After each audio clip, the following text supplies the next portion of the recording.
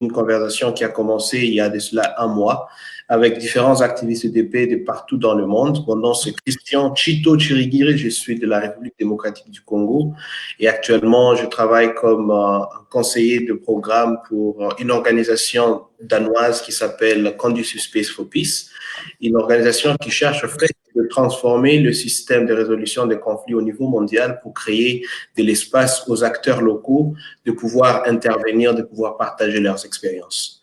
Alors pour aujourd'hui, nous serons en train de faire un panel plutôt francophone parce qu'on a trouvé que dans tout ce que nous avons comme des gens qui nous suivent en ligne, il y a une diversité de représentation des langues et on a voulu essayer de faire une conversation en français aujourd'hui. Bientôt, nous allons rentrer dans une conversation aussi en espagnol pour donner la chance à différentes personnes ou différents acteurs qui nous suivent de pouvoir aussi contribuer à ces échanges. Alors, sans plus tarder, je vais commencer par introduire ceux-là qui sont ici avec moi. Moseline, je te demande peut-être de te présenter un tout petit peu parce que tu es la personne que je vois maintenant devant mon écran. Je ne sais pas si tu peux dire quelques mots aux téléspectateurs qui sont en train de nous suivre depuis Facebook. D'où est-ce que tu nous joins et un peu parle-nous comment cette pandémie t'a affecté durant cette période. Tu te trouves à la maison. Quels ont été l'impact direct de la pandémie pour toi?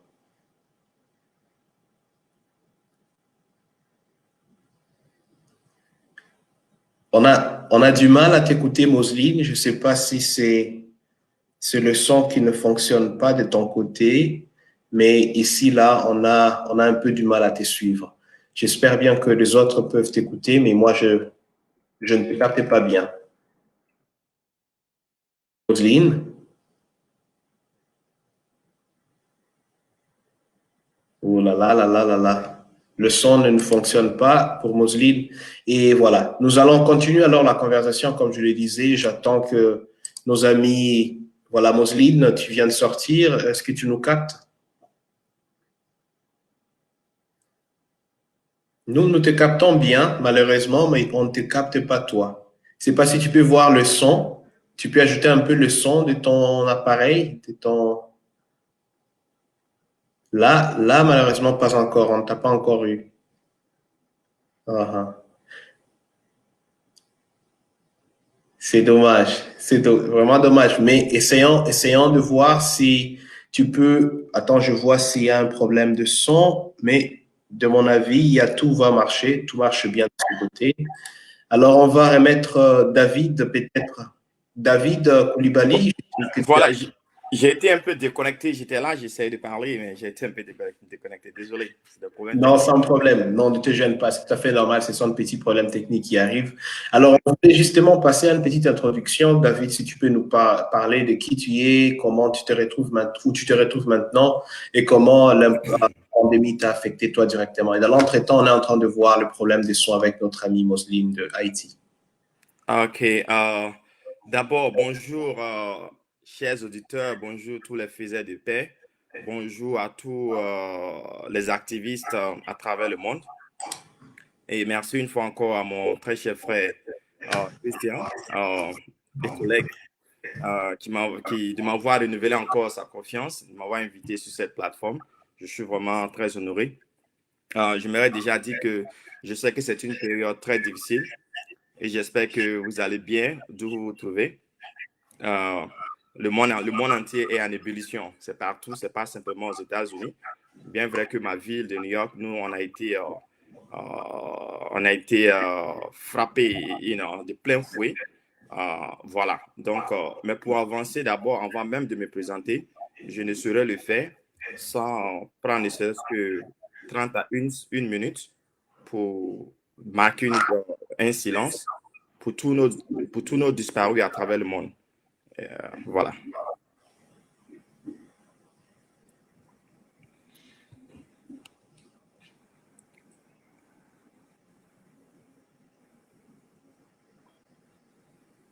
Voilà, c'est de façon symbolique pour ne pas trop empiéter sur le temps. Voilà, merci beaucoup. Donc, je suis David Koulibaly, je suis ivoirien. Je vis à New York. Je suis présentement gestionnaire d'un programme pour le recensement général de la population ici aux États-Unis pour le compte d'une organisation africaine qu'on nomme African Communities Together. Une organisation qui se bat pour les droits civiques, sociaux et économiques des Africains ici aux États-Unis. Donc, c'est là que je bosse pour le moment. En plus de ça, je suis enseignant dans une université de la place, à Pace University, où j'enseigne la paix et la justice sociale. Voilà. Donc, c'est un peu ça. Voilà, je suis là aujourd'hui pour parler un peu de l'impact du COVID-19 sur nos différentes communautés ici. Merci.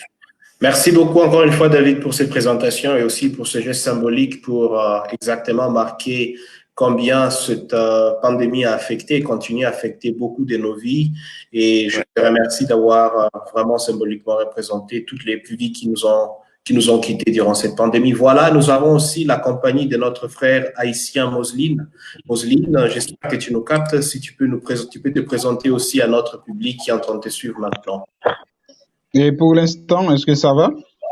Oui, là, on te capte vraiment très bien. Ah, merci beaucoup. Et je dois vous remercier et d'abord Christian pour cette invitation. Et je tiens et surtout à saluer la présence de notre ami et David qui est ici sur le panel avec nous. Et puis tous les spectateurs, bien tous ceux qui s'intéressent à cette noble cause de droits humains, de construction de la paix. Donc moi, je suis Moselin Jean et je suis haïtien et je vis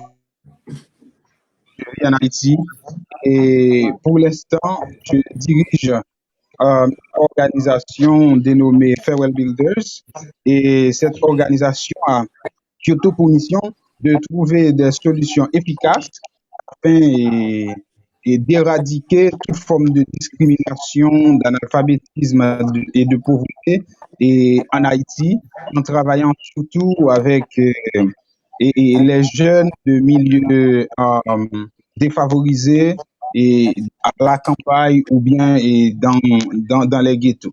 Donc c'est ce que nous sommes en train de faire et c'est pour moi un réel plaisir d'être là et de pouvoir partager ma connaissance et puis notre vision des choses et dans ce moment actuel que nous vivons tous, si stressant pour nous et que l'humanité est pour l'instant. Voilà. Super. Merci encore une fois, Moseline, pour cette présentation. Encore bienvenue à tous, à toi, David, et à Moseline, à ce panel d'échange qui sera vraiment très enrichissant, j'espère. Et en même temps, je veux tenir à informer notre public qui est en train de nous suivre que nous attendons toujours la participation de notre cher camarade Emmanuel Zandi qui sera participante de la République démocratique du Congo. Dès qu'elle sera là, on vous le fera notifier. Mais pour déjà démarrer avec cette conversation, je vais parler directement à ce que nous sommes en train de vivre comme pandémie. Voilà, David, tu as mentionné au début qu'il y a un impact vraiment significatif de la pandémie, surtout pour la communauté africaine aux États-Unis. Toi, tu es basé actuellement à New York. C'est un des épicentres de la pandémie durant cette période. Est-ce que tu peux un peu nous relater comment cela a affecté au fait les communautés africaines avec lesquelles vous travaillez dans votre structure? Merci beaucoup, Tito, Merci beaucoup. Voilà, comme je disais dans mon introduction, voilà, le monde entier est en ébullition. C'est le chaos un peu partout. Et encore une fois, j'ai hérité pour dire que j'espère que d'où vous vous trouvez, j'espère que vous allez très bien. Tout d'abord, je tiens à dire que, et je pense que je peux choquer certaines personnes, voilà, avec mes propos, mais aux États-Unis, le système de santé est très défaillant et injuste depuis très longtemps, ce qui justifie un peu le nombre disproportionné des Africains qui meurent. Bon, souvent, l'anglais va sortir un peu de mon français, donc parce qu'on dort matin, midi, soir dedans, donc excusez pour ça. Voilà. Donc, c'est un problème de justice raciale. Les Américains noirs meurent en plus grand nombre. Quand je dis les Américains noirs, je mets aussi nos parents africains dedans. Parce que lorsque quelqu'un meurt, si David Coulibaly meurt aujourd'hui, ils vont dire African American. Donc, je nous mets tous ensemble. Les gens meurent beaucoup et cela s'explique par la défaillance de système de santé ici aux États-Unis. Et il faut que je clarifie mon propos pour dire que ce virus peut infecter tout le monde, que ce soit blanc, que ce soit noir, que ce soit chinois. Mais lorsque ce virus affecte en grand nombre un groupe de population, il y a quelque chose qui ne va pas. Il y a une justice structurelle, une violence structurelle qui ne dit pas son nom, qui existe ici. Donc, je vais aller un peu pour dire qu'à New York, ici, parlant directement de la communauté africaine, moi, je suis de la Côte d'Ivoire, nous avons pratiquement une vingtaine d'Ivoiriens qui sont décédés. Bon, je n'ai pas tous les chiffres, mais c'est pratiquement tous les jours. Aujourd'hui, je suis en train de parler à 14 heures. Nous allons enterrer un frère aujourd'hui qui est mort pour cause de coronavirus. Virus. Et dans la communauté guinéenne, c'est pareil. Dans la communauté burkinabé, c'est pareil. Donc, le mal est là et c'est vraiment en train de faire une catastrophe sur nos communautés noires de façon générale ici aux États-Unis. Si je peux continuer pour parler main à main, donner un peu des statistiques, je prends un peu les villes. Je prends New York. New York aujourd'hui à 52% noir. Si je prends Chicago, c'est à 30% noir. Si je prends des villes... je prenons seulement Chicago.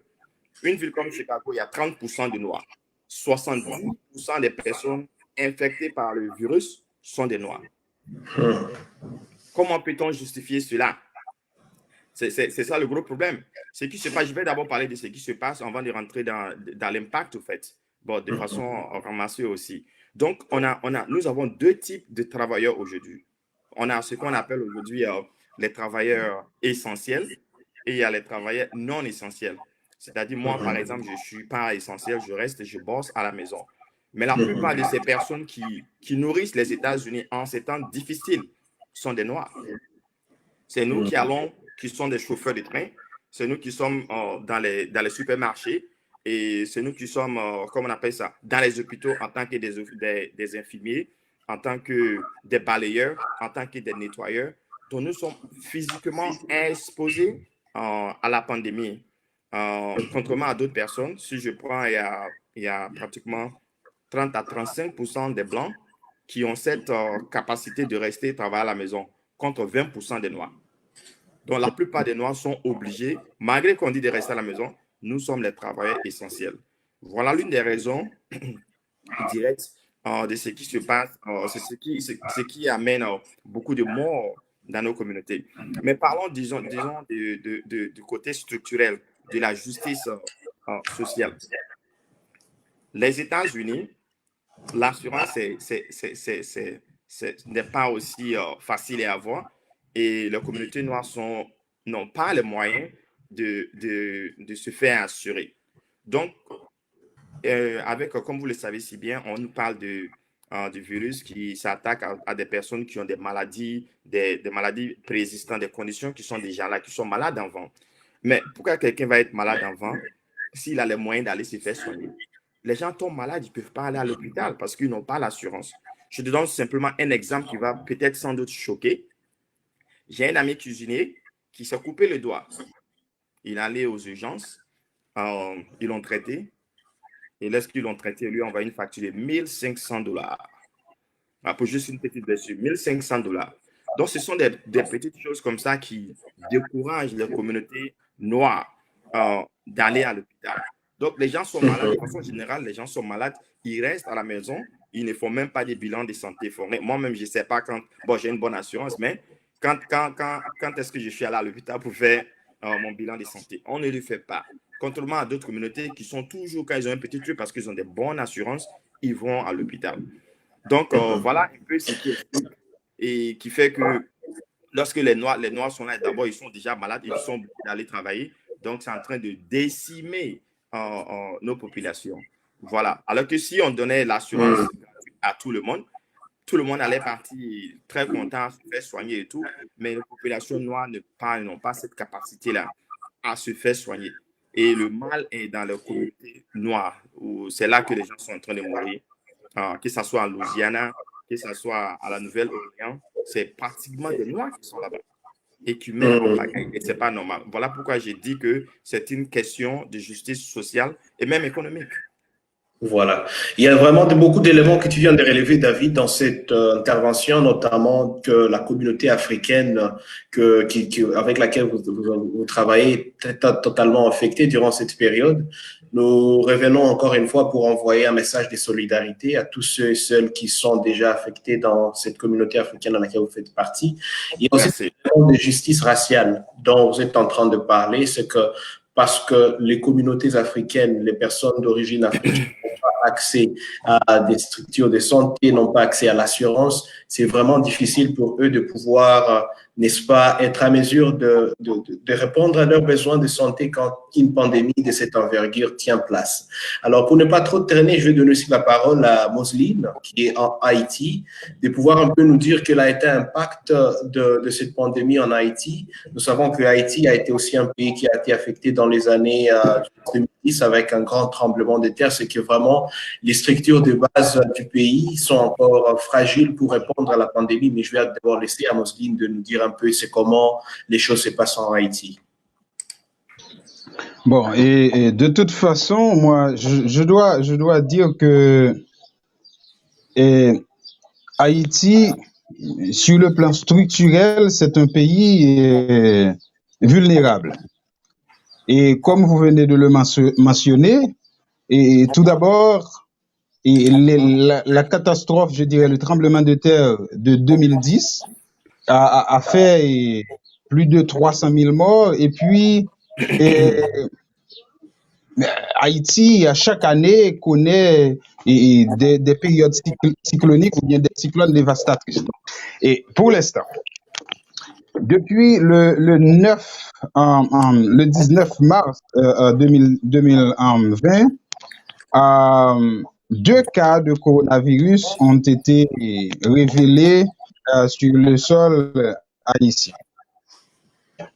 Et le président de la République a fait savoir que, ben voilà, on décrète l'état d'urgence au niveau national. Les gens ne doivent pas aller travailler, les écoles sont fermées, et puis bon, rien ne bouge. Cependant, la réalité nationale, la mentalité sorcière, c'est que beaucoup d'Haïtiens ne croient pas vraiment dans cette maladie. Et ce qui est problématique ou bien qui pourrait engendrer à l'avenir des milliers de morts. Et d'après le docteur qui est responsable de gérer cette pandémie en Haïti, il fait mention d'environ 20 000 morts à partir du mois d'août. Donc, si rien ne se fait. Mais là, ici, nous avons déjà 72 cas de coronavirus et la population haïtienne ne semble pas vraiment donner une importance capitale à cette situation ou bien cette montée de l'épidémie au quotidien. Et pour certains, il y a des rumeurs qui courent et on fait savoir aux gens que, ben voilà, certaines personnes qui meurent. D'ailleurs, parmi les 72 cas, il y a 6 morts. Donc, certaines personnes font croire aux gens que ben c'est de l'envoûtement, que les autres personnes partent de vie à trépas. Donc, cette mentalité-là, cette mentalité sorcière, empêche vraiment les Haïtiens de réfléchir sur le bien fondé du coronavirus et ce qui, en quelque sorte, va engendrer, je dirais, une catastrophe humanitaire. D'ailleurs, sur le plan sanitaire, nous n'avons pour tout le pays que 47 hôpitaux. Donc, et ce ne sont pas des hôpitaux, je dirais, de qualité. Les services sont exécrables. Donc, les efforts qui se déploient dans les autres pays pour que les citoyens restent chez eux, en Haïti, c'est complètement, je dirais, impossible pour que la population reste chez elle, dans la mesure où la population haïtienne en soi, c'est une population qui, dans la majorité des cas, vit dans l'informel. Et une fois dans l'informel, c'est que c'est une population qui vit au quotidien, dans le qui-vive. Donc, ils doivent sortir. Ne pas sortir signifie une mort, je dirais, potentielle, imminente, beaucoup plus rapide, mais l'instinct de survie va dépasser, je dirais, cette peur de la maladie qui pourrait causer la mort. Et avec 47 hôpitaux pour environ 12 millions d'habitants, avec 47 hôpitaux pour 12 millions d'habitants, vous voyez ce que je veux dire? Donc, c'est complètement impossible pour l'État haïtien ou bien les personnels de santé de pouvoir répondre à cette catastrophe. D'ailleurs, en Haïti, et selon les données du ministère de la Santé publique, c'est qu'il y a seulement 3000 pour ces millions d'habitants-là, il y a seulement 3354 médecins. Autrement dit, il y a 10,47 médecins pour 10 000 habitants.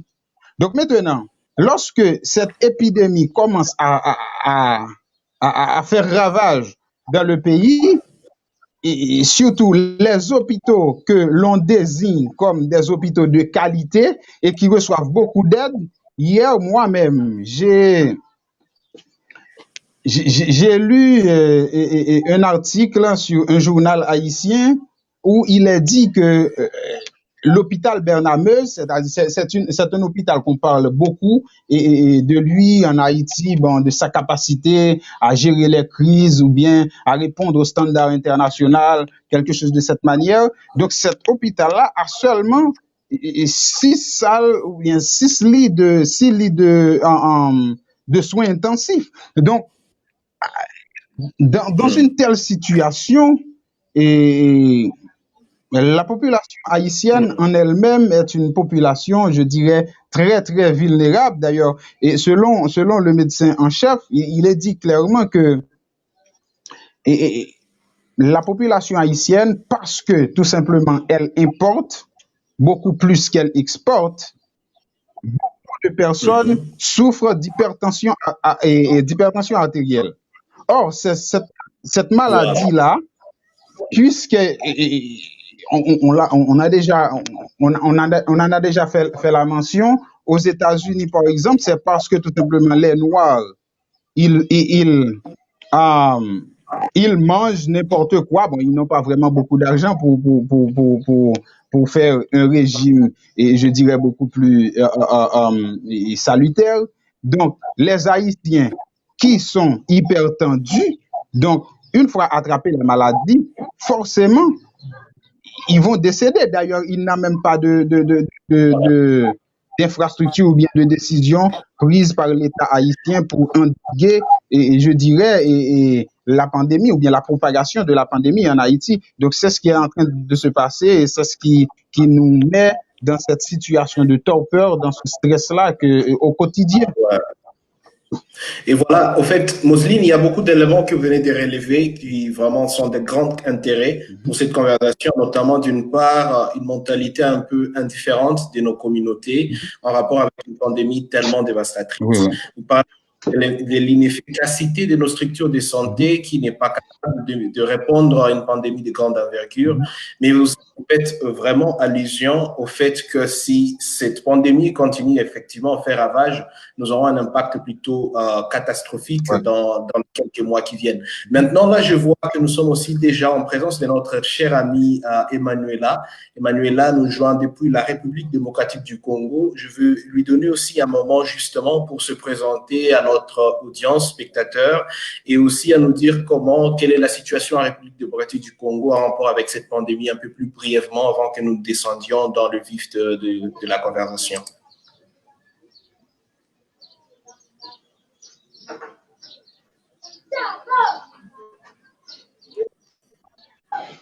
Allô, Emmanuela, c'est ton tour.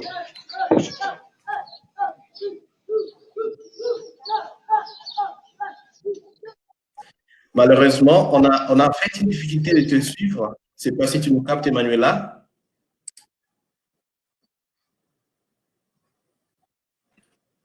Le son ne sort pas clairement de notre côté-ci. Je ne sais pas si, s'il y a moyen de vérifier la qualité du son dans l'entretemps. Et pendant que Manuela vérifie la qualité du son de son côté, je veux vraiment déjà entrer sur certains des points que vous avez tous de relever, Moseline et David, pour voir si on peut encore redonner un peu de lumière sur ces points. Et en même temps, je rappelle à notre public qui est en train de nous suivre que Conducive Space for Peace, pour lequel je travaille, et aussi Peace Direct et Humanity United ont récemment fait, au fait une consultation avec 400 activistes de paix dans 60 pays. Et durant cette consultation, il y a des éléments clés qu'ils ont ressortis, notamment que la crise du Covid-19 et les efforts entrepris pour l'endiguer sont en train d'exacerber, n'est-ce pas, les causes sous-jacentes du conflit, en particulier les inégalités. David, vous avez parlé des inégalités du point de vue racial, vous avez parlé aussi disons, du racisme structurel qui, au fait, affecte les communautés africaines aux États-Unis. Nous allons y revenir dans peu de temps. Un autre point qui a été relevé dans cette consultation, c'est que certains gouvernements sont en train, en fait, d'exploiter cette crise pour poursuivre leurs propres objectifs. Et cela n'est pas seulement le cas dans plusieurs pays africains où on a vu une sorte d'appropriation politique de la crise. Nous allons y revenir dans peu de temps. On a aussi entendu que la crise est aussi porteuse de chances de faire un peu de progrès dans la paix. Voilà, nous allons y voir si cela est possible et dans quel cas cela serait possible. Mais pour d'abord commencer avec la situation structurelle, la situation d'injustice structurelle, d'inégalité structurelle, David, est-ce que vous pouvez nous dire quels sont les efforts qui sont en train d'être mis en place par les communautés africaines aux États-Unis pour répondre à ce problème et comment cela est géré d'une manière un peu plutôt holistique? Est-ce qu'il y a un mouvement? Est-ce qu'il y a une mobilisation? Est-ce qu'il y a des efforts qui sont en train de vouloir répondre à disons, à cette injustice structurelle qui en fait, affecte plus les communautés africaines durant la Merci pandémie? beaucoup. Oui, il y a beaucoup de choses qui sont en train d'être faites sur le terrain. Mais avant de répondre à ta question, j'aimerais saluer le frère Mosley Jean. Vraiment, il a touché un problème non seulement haïtien, mais aussi africain, qui touche tout le continent africain. Lorsqu'il parle de 47 hôpitaux qui sont dans des conditions exécrables, voilà, qui mettent nos populations déjà dans une situation de vulnérabilité totale. Pourquoi je voulais parler? C'est parce il a mis le doigt sur un problème qui est le problème de copier-coller. Lorsque nous demandons aux populations de rester chez elles à la maison, restez chez vous à la maison, sans même prendre en compte les besoins, les instincts de suivi, les personnes doivent se nourrir. Et on prend, à New York par exemple, moi je reste depuis le 17 mars, je suis à la maison, mais je peux appeler, on m'envoie de la nourriture, j'appelle, on me fait la livraison, je n'ai pas besoin de sortir. Et dans les pays pauvres, dans mon Abidjan natal, dans les ghettos, où où il y a une concentration de population, les gens sont entassés ensemble. Donc, c'est pratiquement impraticable de dire à ces personnes de pratiquer ce qu'on appelle le social distancing. Ce n'est pas praticable.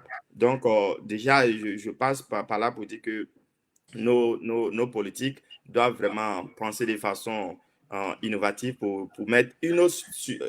Même si on va faire la social distancing, il doit avoir ça doit être adapté à nos réalités, de sorte que cela n'aggrave pas les situations, la question de la faim et tout. Quand on dit aux gens de rester à la maison, est-ce qu'on va les nourrir? Tu vois, c'est différent. Donc, vraiment, merci Mosley d'avoir mis les doigts sur ce problème. C'est un problème haïtien, mais c'est aussi un problème sur le continent africain. Donc, on espère que Dieu faisant, on n'aura pas trop de victimes chez nos pays.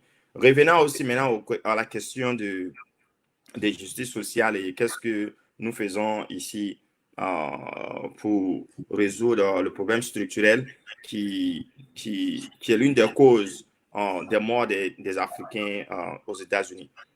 Je vais encore réitérer ce que j'avais dit. Quand on parle de justice, qu'est-ce que la justice? La justice doit garantir, comment on appelle ça, les justes parts des biens des équipements à toutes les populations sans discrimination. Mais lorsqu'on a une partie de la population qui est mieux prise en compte que d'autres, là, il y a un problème structurel. Il y a beaucoup de journaux qu'on peut lire. On voit qu'il y a des villes comme des counties en Floride où les gens ont été 100% testés. 100% testés et isolés. Et à New York City, on n'a pas ça jusqu'à présent. Surtout dans les communautés où nous vivons. Je vis dans le Bronx. Ce qui m'a un peu choqué hier, le Bronx est appelé la capitale du coronavirus. C'est un quartier qui est de façon prédominante noir et latino. Donc, nous sommes devenus la capitale. Alors qu'avant, on n'avait même pas ce problème. Mais pourquoi ce problème? Encore une fois, comme je disais dans mon introduction, nous avons maintenant deux types de travailleurs. Essentiels et non essentiels. Qui sont les travailleurs essentiels? Ce sont principalement des personnes occupant des emplois très peu rémunérés, qui nécessitent leur présence physique et qui mettent directement leur santé en danger. Ce sont ceux qui travaillent dans les entrepôts, les stockeurs, les acheteurs, les chauffeurs, les travailleurs municipaux, le personnel hospitalier, les aides-soignants qui vont, les aides-soignants, c'est-à-dire qui sont à la maison, qui viennent aider les parents à la maison, les parents vieillissants. Donc, toutes ces personnes font de façon... Ce sont nos parents, c'est des Africains, c'est des Noirs. Donc, ceux-là, ils sont obligés de partir. Ils sont même pas... Tu ne peux même pas prendre un day off, comme on appelle, c'est-à-dire que prendre un jour de congé. C'est un luxe. C'est un luxe parce que tu ne peux pas le faire. Tu peux perdre ton boulot en ce temps. Et tu peux ne même pas bénéficier de certaines allocations du gouvernement. Donc, ce que nous faisons, je parle directement de mon organisation African Community Together. Nous sommes sur le front. Nous aidons parce que nous sommes dans l'immigration et l'immigration n'a pas cessé. Et ça, c'est un aspect à ne pas négliger. ICE de Donald Trump continue à encore frapper aux portes puisque tout le monde est à la maison. Donc, les gens même ont peur, ne peuvent même pas aller à l'hôpital, même s'ils sont malades. Ils disent que si on va à l'immigration, on va les prendre. Donc, nous sommes en train d'éduquer les gens en faisant ce qu'on appelle Know Your Right. Et il faut connaître ton droit. Que faire en ces temps de pandémie si l'immigration vient frapper à ta porte, s'il veut te déporter ou s'il veut te prendre pour t'envoyer dans un camp de détention. Donc, nous faisons ça. En même temps, nous continuons aussi à guider nos différentes communautés aux ressources disponibles, telles qu'un peu d'argent pour vivre, telles que où trouver la nourriture. Et nous organisons des panels pour les informer des stratégies à mettre en place pour éviter le coronavirus. On a aussi des jeunes, comme hier, j'ai eu un jeune Guinéen qui est un politicien futur, qui prend sa voiture, qui se balade de maison en maison pour distribuer des masques. Parce que les masques, on ne peut même pas les trouver ici à New York. On veut que les gens se protègent, mais les masques ne sont pas disponibles. Donc, pour combattre ce côté structurel, les gens sont en train de beaucoup parler. Comme vous savez aussi, dans la loi américaine, il faut donner les statistiques par race. Donc, ce qui fait que jusqu'à présent, nous savons que les Noirs sont de façon inégale touchés par cette pandémie. Mais on n'a pas encore totalement la statistique des autres personnes, puisque moi, je suis le côté des Noirs qu'on se mobilise. Donc, nous sommes là, nous posons des actions, nous luttons, même pour les personnes qui sont des illégaux, qui n'ont pas de papiers. Comment est-ce que ces personnes pourront aussi manger, pourront aussi se mettre à l'abri de cette pandémie? Donc, ça, c'est l'un de mes boulots que je fais avec African Community Together. Et il y a beaucoup d'autres organisations qui sont aussi sur le front, qui sont en train d'essayer aussi de sauver nos communautés, de leur donner à la nourriture, de les guider pour ceux qui n'ont pas de boulot, comment est-ce qu'ils peuvent avoir un emploi et même benefit. Donc, voilà tout un peu ce que nous faisons. Mais je pense que régler le problème structurel est un peu compliqué parce que là, il faut une volonté politique. Et là, nous ne pouvons pas faire ce que nous pouvons faire, c'est simplement aider autant que nous pouvons nos différentes communautés. Parfaitement, David. Merci beaucoup, en fait, pour cette élaboration des différentes initiatives qui sont mises en place pour répondre à cette pandémie. Et je suis très content d'apprendre que, au moins pour votre structure, vous vous chargez exactement de rassurer que les communautés africaines aient une mobilisation, une sensibilisation sur la pandémie, comment se protéger, mais en même temps, vous faites face à différentes réalités de, par exemple, d'immigration qui rendent difficile la vie des Africains s'ils veulent même sortir pour aller se faire tester ou bien s'ils veulent aller se faire suivre un accompagnement médical, c'est vraiment une réalité plutôt difficile parce qu'ils se protègent aussi pour ne pas être, disons, expulsés du pays. Et rentrons aussi en Haïti où notre ami Mosley nous a fait parler d'une réalité plutôt macabre en termes de structures pour répondre à la pandémie si elle continuait à prendre de l'envergure. Mais plus particulièrement, Mosley, est-ce que vous pouvez nous dire si votre structure sur place est en train de répondre d'une manière ou d'une autre, comme notre ami David l'a fait, pour faire face à cette pandémie. Et en rapport avec cette mentalité sorcière dont vous avez parlé, j'aimerais peut-être demander qu'est-ce qui se fait pour ramener à l'haïtien de chaque jour de prendre la pandémie au sérieux?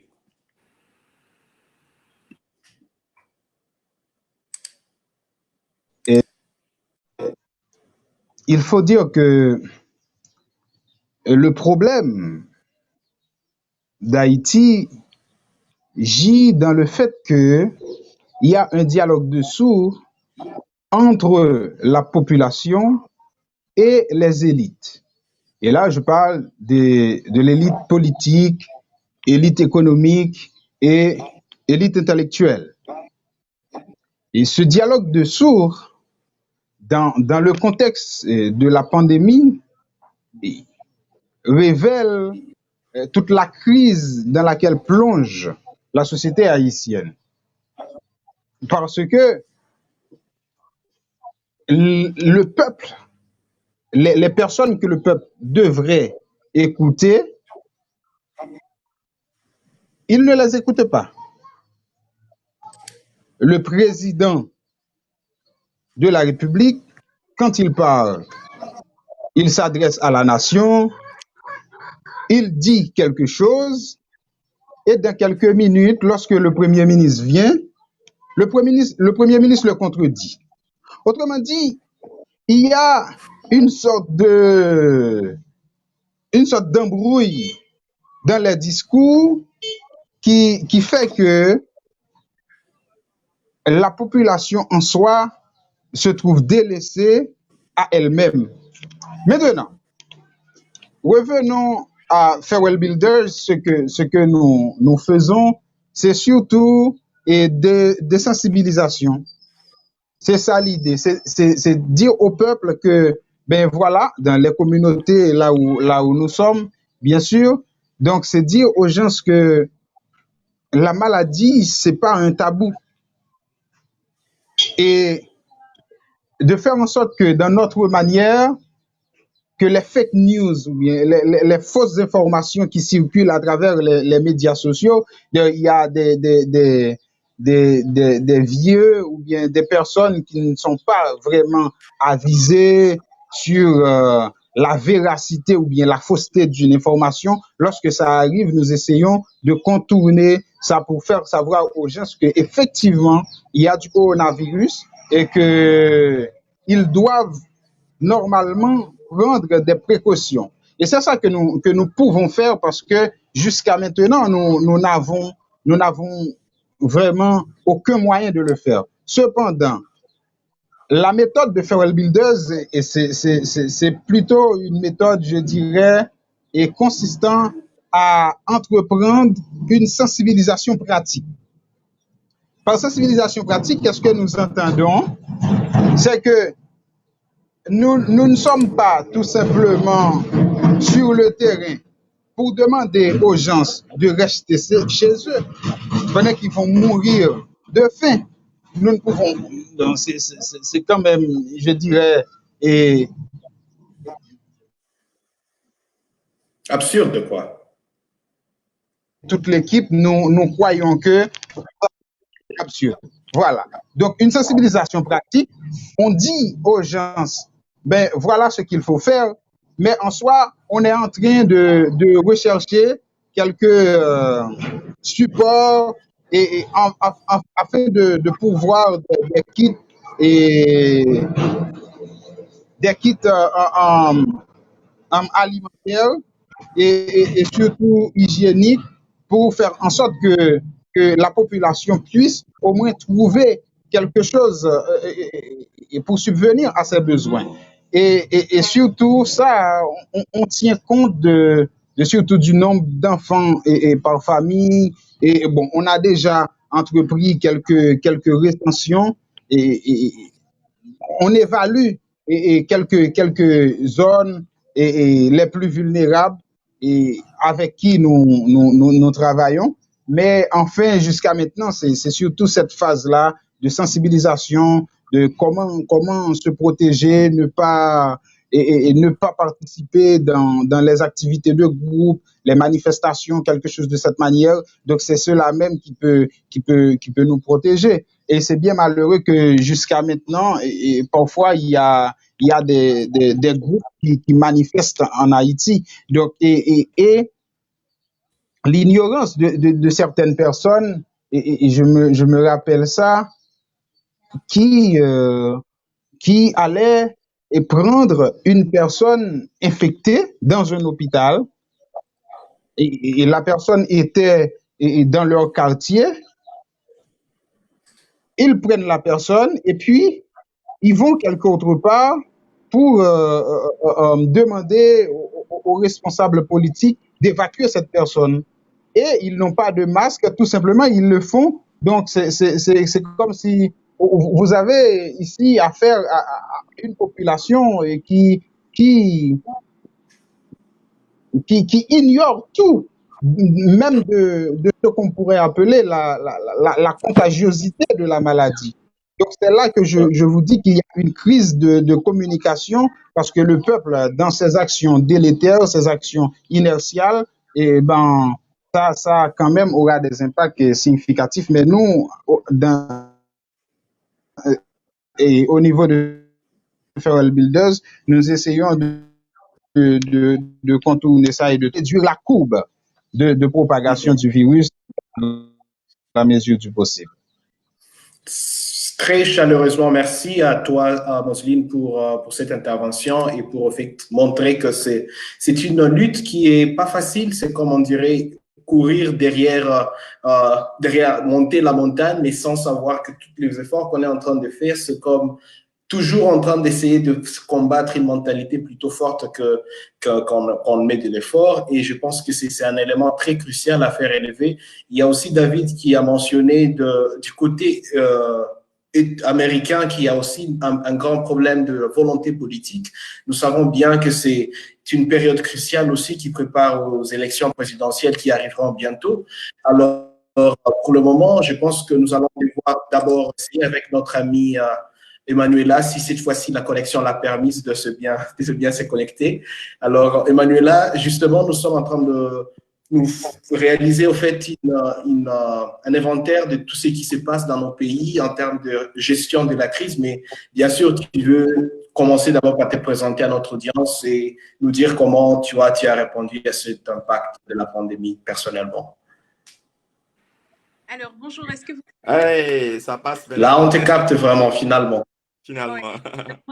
Alors, toutes mes excuses pour le problème de connexion tout à l'heure. Je m'appelle Emanuela Zambi, comme Christian vient de me présenter tout à l'heure. Je suis active, journaliste aussi, et également je suis fondatrice d'une non mentale de la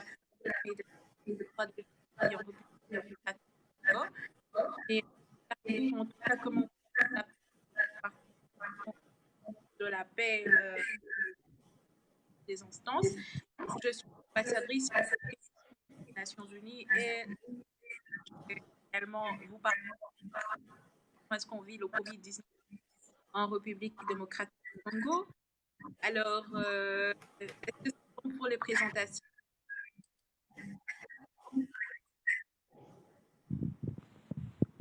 Allô? Oui, allô, on te capte. Okay. Est-ce que c'est bon pour la présentation?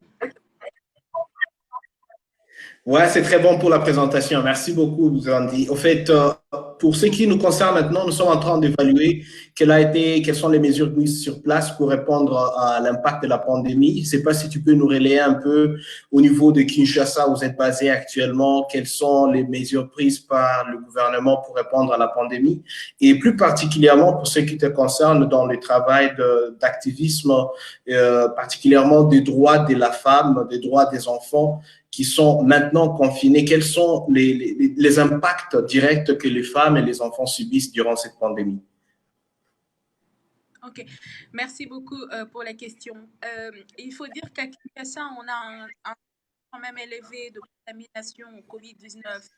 Alors là, maintenant, nous sommes à plus de 400 cas et plus de 20 décès, c'est-à-dire plus pratiquement par décès. Mais on a quand même un très terme 35 personnes et le gouvernement a pris des résolutions de port de masque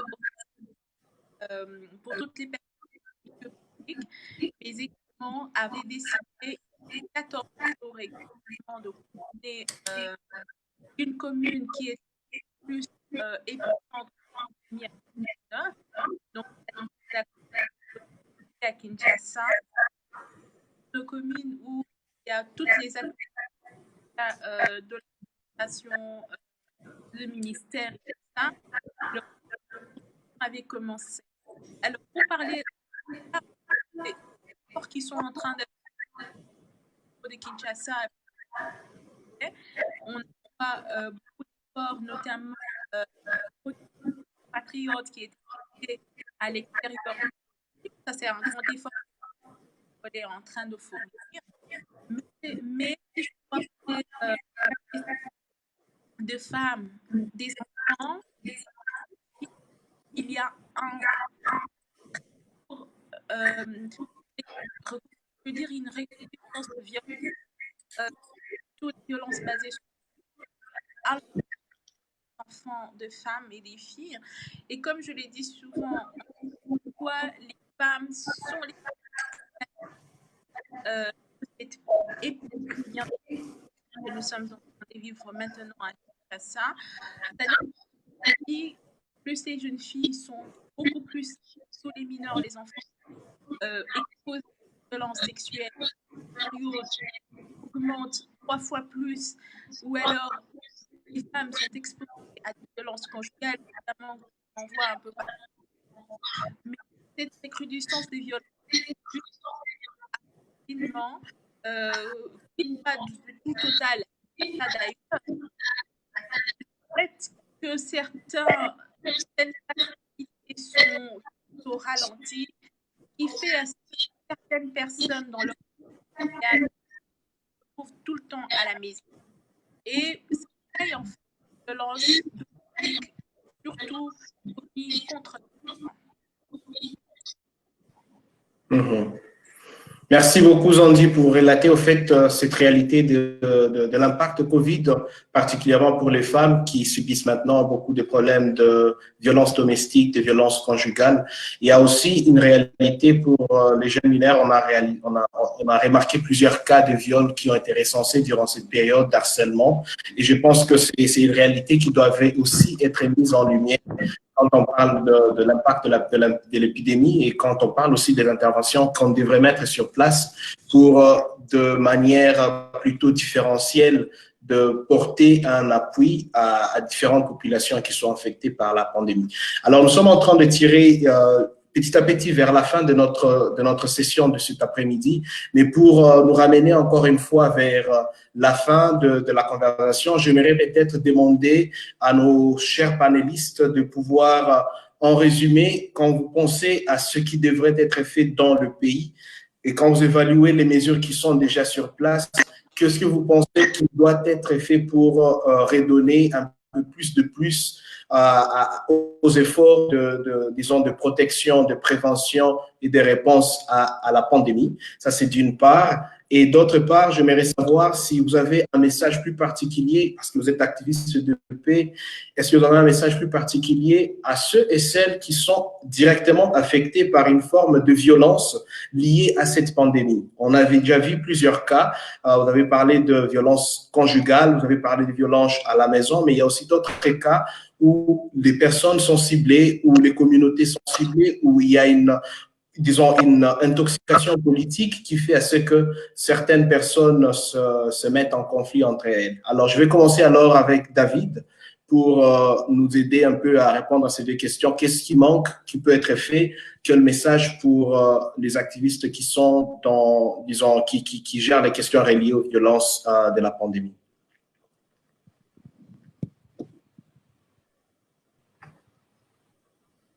Manuela, c'est comme si je n'arrivais pas, je n'arrivais pas à capter.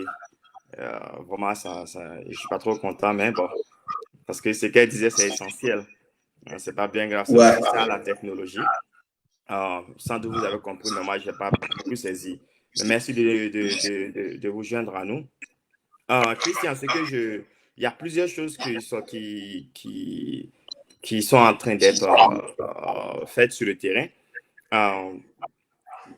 Mais avant de rentrer dans ce débat, j'aimerais dire à toutes les personnes qui sont exposées à des violences qu'il y a des services. Chez nous, exemple à New York, on a un numéro 311-311, qui est des personnes qui sont dans des situations de violence domestique, par exemple, ce qui arrive beaucoup. Une histoire, il n'y a pas trop longtemps, il y a une dame qui m'a appelé, très connue, qui m'a appelé, pleurant au téléphone pour me dire que David, tu sais que moi, je vis avec quelqu'un de violent. Et maintenant, nous sommes dans le COVID-19. On nous dit de rester à la maison. Et je suis obligé, je n'ai nulle part où aller, de vivre avec ce monsieur qui me violente tous les jours. Donc, nous avons beaucoup de cas de... Et ça aussi, c'est un problème que nous, à African Community Together, nous gérons. Donc, on a pu identifier d'autres organisations qui pouvaient aider cette dame-là. Donc, on a ce problème qui est là. Non, ça, c'est seulement un cas isolé. Mais imagine, il y a combien de personnes qui vivent dans des foyers aujourd'hui qui sont violentées à cause de la pandémie. Et tu n'as nulle part où aller. Appeler la police, ils vont prendre tout un moment, tout le temps avant de venir. Donc, j'aimerais dire à ces personnes-là de façon spécifique ici à New York que n'ayez pas peur, appelez le 311 et voilà, et vous serez aidés. Vous pouvez aussi appeler à plusieurs organisations. Pour appeler mon organisation, African Community Together, nous pouvons vous aider à trouver les organisations pour vous aider, même si c'est pour vous enlever dans ce feu, dans cette violence, nous pouvons le faire. Donc, je voulais aborder la question des violences sur ce temps domestique. Et brièvement aussi, nous avons, en tant que quelqu'un qui est dans l'analyse des conflits, j'ai même demandé à mes étudiants de faire une analyse, de juxtaposer, on dit la COVID, non? La COVID-19, parce que c'est une maladie. OK. De juxtaposer la COVID-19 et l'achat des armes spectaculaires ici aux États-Unis et une violence qui peut en découler. Mais ça a été des essais qui étaient vraiment brillamment élucidés. Donc, il y a ce problème-là aussi qui est là. Les gens ont commencé à acheter beaucoup d'armes. Les gens ont commencé à s'armer. Et pourquoi ils le font? Bon, en termes de, comme nous, en tant que des personnes qui se sont spécialisées dans le conflit, en temps de grandes incertitudes où les ressources peuvent manquer, les gens ont peur, les gens se protègent. Donc, il y a cette violence-là qui est là, mais c'est une violence encore qui n'est pas encore là, mais qui peut venir. Donc, mon mot de fin que je voulais ajouter sur ça, c'est que, comme je l'avais dit avant que la sœur nous rejoigne, les statistiques sont là et c'est vraiment triste. Comme je parlais de New York, je parlais de la Nouvelle-Orléans, je parlais de la Louisiane, de Chicago, de Detroit et de certaines parties de Californie, qui sont des villes avec une grande concentration de Noirs et des Latinos. Bon, on nous appelle de façon abusive les minorités. Donc, un exemple, chez nous ici à New York City, les Noirs représentent 22% de la population.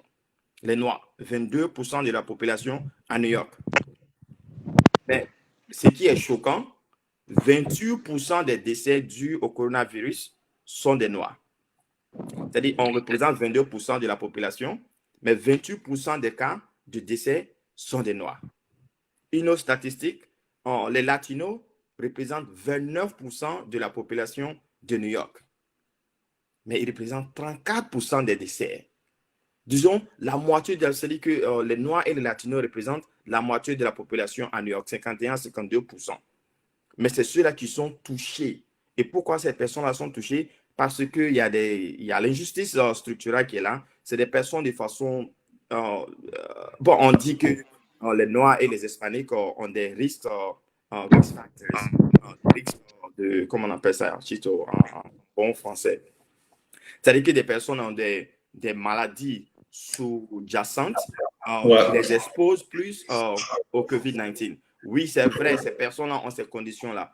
Mais qu'est-ce que vous avez fait de façon préalable? Est-ce que vous avez donné accès aux soins de santé? Et donc, il y a tous ces injustices qui sont là, qui doivent être réglés, qui n'est pas réglé. Tout ce qu'ils sont en train de faire, c'est de donner les masques et tout. Mais les populations noires ne sont pas... Il n'y a pas de... Tu ne sens pas d'action politique dans ces différents endroits, comme tu vois les actions dans ce que je vais appeler les red states, où les politiques sont vraiment... Ils font tout. Comme je disais, il y a des counties, il y a des petits villages où il y a plus de 100% des personnes qui sont testées. Mais quand c'est dans les côtés noirs, personne n'est testé. Donc, pour répondre à la question, il y a beaucoup de choses qui doivent être faites, qui ne sont pas faites. On pouvait gérer cette crise de façon rapide, rationnelle et collective. Mais ce qui n'est pas le cas. Voilà. Mais Dieu merci que nous avons des organisations. Voilà pourquoi le pouvoir des ONG est vraiment important. Parce que chacun a une capacité, chacun exerce dans un domaine bien spécifique. Et ensemble, nous venons pour identifier les besoins de nos populations et nous les aidons sur cette base-là. Il y a beaucoup à faire, mon frère, mais c'est vraiment triste ce qui se passe avec les statistiques ahurissantes. Voilà un peu ce qui se passe chez nous ici. Merci encore une fois, David, pour ce panorama que tu viens de nous relater, au fait, qui montre exactement qu'il y a beaucoup de choses à faire et que voilà, il y a beaucoup de communautés africaines qui sont directement affectées, notamment en New York, où vous parlez, plus de la moitié de la population est disons presque africaine, mais la grande partie exactement est affectée et on n'en voit pas assez d'efforts au niveau politique pour y répondre. Et comme tu l'as bien dit, c'est très important que les initiatives locales puissent essayer au fait de porter solution là où ils le peuvent. Nous avons aussi notre ami haïtien Moseline. Je ne sais pas si vous pouvez aussi répondre à la question. Nous sommes en train de clôturer, aller presque vers la fin. Qu'est-ce qui se fait? Qu'est-ce qui doit être fait au niveau haïtien pour au moins essayer de mitiguer l'impact de la pandémie? Et en même temps, si vous pensez aux personnes qui sont directement affectées par des violences reliées à la pandémie, qu'est-ce que vous leur dites? Je reprends en fait le message que David a bien épinglé, c'est lui de montrer que, par exemple, au cas américain, il y a aussi une montée d'achat d'armes pendant que nous parlons de la propagation de l'épidémie, ce qui, au fait, une bombe disons, à retardement pour une sorte de violence qui pourrait survenir dans quelque peu. Mais pour le cas haïtien, quel est l'impact de cette pandémie sur la résolution, sur l'état des conflits dans la société? Bon, en fait, le problème que moi-même je trouve en Haïti ou bien dans la population haïtienne, c'est surtout une sorte d'ignorance ou bien le crétinisme de certaines gens. Et ça, je le dis parce que la question de la violence qui est en train de manifester en Haïti, c'est surtout une question qui, si les gens étaient avisés, ils ne les auraient pas, je dirais, commises, dans la mesure où, en fait, moi-même, je m'en souviens de ça, et je l'ai vécu, et c'est une anecdote que je vais vous donner. Et j'étais à l'université, là où j'ai étudié la sociologie, pour discuter avec mon directeur de mémoire. Et revenant de la salle du secrétariat, j'ai rencontré un professeur, mais il était revenu des États-Unis. Dans la soirée, il a il a affiché sur son statut WhatsApp qu'il ne se portait pas trop bien et les symptômes qu'il a ressentis et prédisent ou bien préjugent le coronavirus.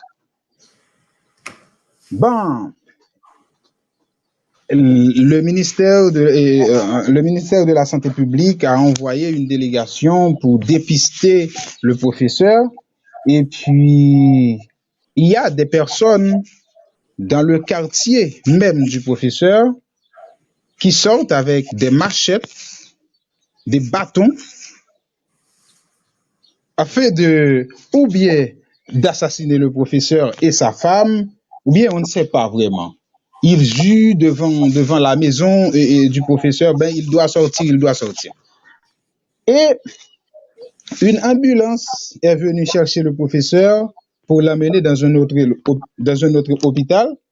Non seulement et l'hôpital ne l'a pas reçu, mais il y a des personnes aussi qui arrêtent devant l'hôpital, disant que au cas où le professeur arriverait, il l'arracherait.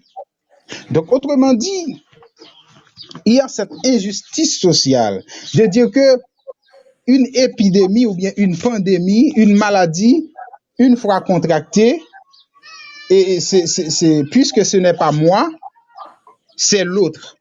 On ne voit pas la communauté dans le sens d'une collectivité composée d'individus. Une injustice faite à un seul est une injustice contre tous. Une maladie contractée par un seul est une maladie qui menace tous, autrement dit tous les citoyens. Mais on est plutôt, au lieu de chercher à résoudre le problème de manière structurelle, on est dans une sorte de... On cherche à se protéger, donc les autres peuvent contracter la maladie, mais moi-même pourvu que j'y aille bien. Et je pense que ça, c'est surtout un problème majeur, un problème crucial que nous confrontons, avec quoi et nous essayons de confronter en Haïti. Là où je vis, dans mon petit village, il y a eu une dame, je pense que c'est le premier cas est mort du Covid-19, et dans le chef-lieu du département du Nord-Est, il passait de vie à trépas. Et puis le maire de la ville sillonnait presque tout le département avec la madame en vue de trouver un endroit pour le déposer. Là où j'étais à l'intérieur de ma maison, et puis à travers les rues, les gens se passent avec les bâtons et des machettes pour dire que bon, voilà, au cas où le maire arriverait avec ce malade et cette mort-là, donc on va l'arracher, on va couper. Donc, autrement dit, même devant la mort, nous sommes incapables de penser, mais cette incapacité-là, moi-même, je l'impute surtout aux dirigeants. Donc, c'est ce que nous sommes en train de vivre, c'est que c'est une population qui en quelque sorte a une vision de la maladie qui est tout à fait, et je dirais, archaïque et ignorante. Donc, nous, au niveau de Farewell Builders, pour endiguer ça, et comme je viens de vous le dire, c'est surtout la sensibilisation que nous essayons de faire. C'est dire que n'importe qui peut attraper la maladie et n'importe qui, et ça ne veut pas dire qu'on doit en quelque sorte avoir, je dirais, de préjugés. Un préjugé ou bien un comportement qui affecte la dignité de la personne. Parce que ça, c'est ce nous-là, c'est ce nous collectif que nous devons commencer par penser ensemble et surtout pour voir comment construire une société et comment faire en sorte que ensemble, nous travaillons afin d'endiguer la propagation du virus. Parce que moi, je crois que la consolidation de la paix dans le cadre du coronavirus, ça doit passer par un travail collectif. Et c'est la raison pour laquelle beaucoup de gens ou bien de penseurs fustigent le président des États-Unis dans la mesure où, et au lieu de chercher à une solution internationale coordonnée afin d'endiguer la propagation du virus, et ce qu'il essaye de faire, c'est dire que les autres peuples peuvent mourir. Bon, nous-mêmes, aux États-Unis, nous allons voir comment nous pouvons faire ça. Or, ici, l'urgence est de penser globalement, de réfléchir globalement, de résoudre globalement pour que ça arrive, pour que nous ayons vraiment gain de cause sur le coronavirus. Donc, c'est un peu ça, et je pense que nous sommes en train de réfléchir pour pouvoir, je dirais, donner une alternative à la population haïtienne, une nouvelle manière de penser le COVID-19, mais ce qui ne suffit pas, puisque normalement, il faut aussi, même lorsqu'on fait des sensibilisations, mais l'accompagnement et je dirais des besoins élémentaires, des besoins primaires tenant compte de la situation de la population, le taux de chômage et tout ça, donc les services publics, la question de l'injustice sociale, je dirais aussi, parce que tout simplement, vous savez, en Haïti, ça, c'est un grave problème. L'inégalité accrue, ça tue aussi. Donc, tout ça, donc, et dans ce COVID-19-là, je pense que les grands perdants, ce sera les populations marginales. Donc, je ne dis pas que les mulattes, et ceux qui sont les héritiers du système depuis avant l'indépendance, donc, je ne dis pas qu'ils ne peuvent pas contracter la maladie, mais ce serait dans une moindre proportion, comme notre ami David vient de le relater, dans le cas des États-Unis ou bien dans le cas du State de New York. Donc, voilà en gros, c'est ça notre position sur la situation d'Haïti dans le cas de coronavirus. Donc, ben voilà. Merci beaucoup. Il y a beaucoup d'éléments très importants que je pense qui reviennent encore en capital dans cette clôture de la conversation, notamment l'importance de la sensibilisation et aussi au fait, le fait qui est très important de relever cette mentalité plutôt à vouloir utiliser la pandémie comme une arme d'attaque contre les gens affectés. Vous avez au fait relevé le point d'une solution globale, d'une solidarité qui nous invite tous à répondre à ce problème. Mais je vais peut-être demander à notre sœur Emanuela, qui est en ligne maintenant, et si elle peut nous dire, au fait, pour elle, quoi comme mesures qui devraient être mises en place pour, au fait, pallier disons, la propagation de la pandémie.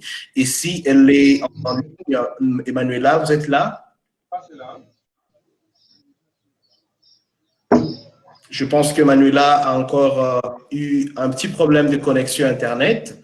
Et pendant qu'elle essaie de se reconnecter, je pense que nous pouvons déjà, s'il y a une question de nos téléspectateurs, merci à tous ceux qui nous ont joints cet après-midi. Christian, je voulais oui. dire un dernier petit mot pour ajouter sur ce que le frère a dit, si tu le permets. Non, vas-y, bien sûr. OK. Vraiment, il a touché Donald Trump, c'est un président qui s'en fout de nos populations. Même vous avez vu qu'il a même demandé aux personnes de se faire vacciner avec les désinfectants, ce qui est très dangereux.